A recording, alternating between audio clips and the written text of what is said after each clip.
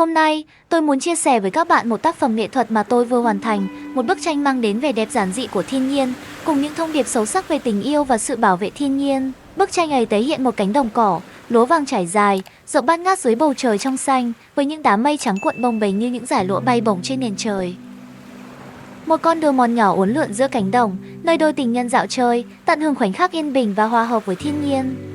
Quá trình vẽ bức tranh này là một hành trình đầy cảm xúc. Tôi bắt đầu bằng việc vẽ một phác thảo sơ bộ, dựng nên cấu trúc tổng thể của bức tranh. Con đường mòn là điểm nhấn chính, dẫn dắt ánh mắt người xem vào chiều sâu của không gian. Cánh đồng lúa vàng và những dải cỏ mượt mà được vẽ với những lớp màu tinh tế, với sắc vàng ấm áp của lúa, xanh mướt của cỏ, hòa quyện với nhau trong một không gian rộng lớn. Bầu trời trong xanh, vòm trời mở rộng như vô tận, được vẽ bằng các lớp màu xanh lam nhạt, điểm xuyết những đám mây trắng mềm mại, cuộn xoáy, mang đến cảm giác nhẹ nhàng, thư thái. Mỗi nét cọ tôi đặt lên bức tranh đều mang trong đó sự tôn kính đối với thiên nhiên. Những chi tiết nhỏ, như đôi tình nhân đang dạo bước trên con đường mòn, không chỉ phản ánh một khoảnh khắc tình tứ mà còn là biểu tượng của sự hòa hợp giữa con người và thiên nhiên. Họ là những nhân vật giản dị, với những nét vẽ nhẹ nhàng, phác họa sự bình yên trong tâm hồn, như một phần không thể thiếu trong bức tranh rộng lớn của vũ trụ. Bức tranh này không chỉ là một tác phẩm nghệ thuật về hình thức mà còn chứa đựng những giá trị sâu sắc về tinh thần. Chính những sắc màu, những hình khối ấy mang đến cho người xem cảm giác bình an, thư giãn. Màu vàng của lúa gợi nhớ sự thịnh vượng, sự cần cù, kiên nhẫn của những người nông dân đang miệt mài chăm sóc đất đai.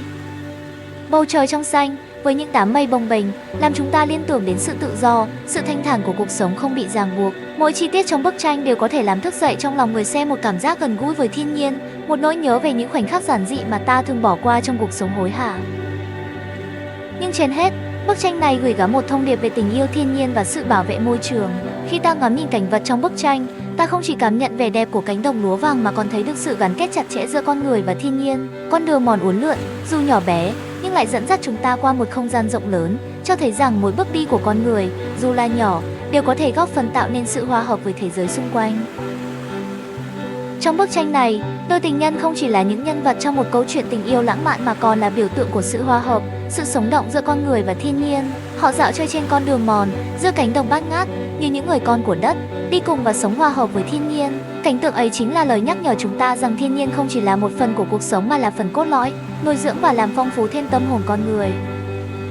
Khi thế giới đang đối mặt với những thách thức nghiêm trọng từ ô nhiễm môi trường, biến đổi khí hậu và sự cạn kiệt tài nguyên, việc trân trọng và bảo vệ thiên nhiên càng trở nên quan trọng hơn bao giờ hết. Bức tranh này không chỉ là một tác phẩm nghệ thuật đơn thuần, mà là một lời kêu gọi về trách nhiệm của mỗi chúng ta đối với thiên nhiên.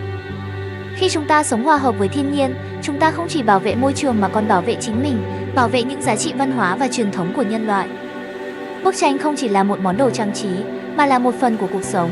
Nó có thể được đặt trong không gian sống của mỗi gia đình, tạo nên một không gian yên bình, gợi nhắc mỗi người về tầm quan trọng của việc sống chan hòa với thiên nhiên. Nhưng ai nhìn vào bức tranh này có thể cảm nhận được sự thư giãn, sự tự do mà thiên nhiên mang lại. Hình ảnh của cánh đồng, con đường mòn và đôi tình nhân dạo trời sẽ như một lời mời gọi chúng ta tìm lại sự tĩnh lặng, tìm lại chính mình trong những khoảnh khắc giản dị nhưng quý giá của thiên nhiên. Cũng như những cánh đồng lúa vàng bát ngát, cuộc sống của chúng ta cần có sự kiên nhẫn và chăm sóc để không chỉ duy trì mà còn phát triển. Mỗi hành động bảo vệ thiên nhiên, dù là nhỏ nhất, đều đóng góp vào việc gìn giữ vẻ đẹp của thế giới này. Đó là trách nhiệm của mỗi cá nhân, mỗi cộng đồng và toàn xã hội. Vì vậy, bức tranh này không chỉ là một tác phẩm nghệ thuật mà còn là một thông điệp gửi đến mỗi chúng ta, một lời nhắc nhở rằng chúng ta phải luôn yêu thương, trân trọng và bảo vệ thiên nhiên, bởi thiên nhiên là nguồn sống, là nơi chúng ta bắt đầu và kết thúc hành trình của mình. Khi thiên nhiên được bảo vệ, chúng ta cũng sẽ tìm thấy sự bình an trong chính lòng mình, trong mỗi bước đi qua con đường mòn nhỏ bé giữa cánh đồng vàng, nơi có đôi tình nhân cùng dạo chơi trong không gian rộng lớn và vô tận của thế giới.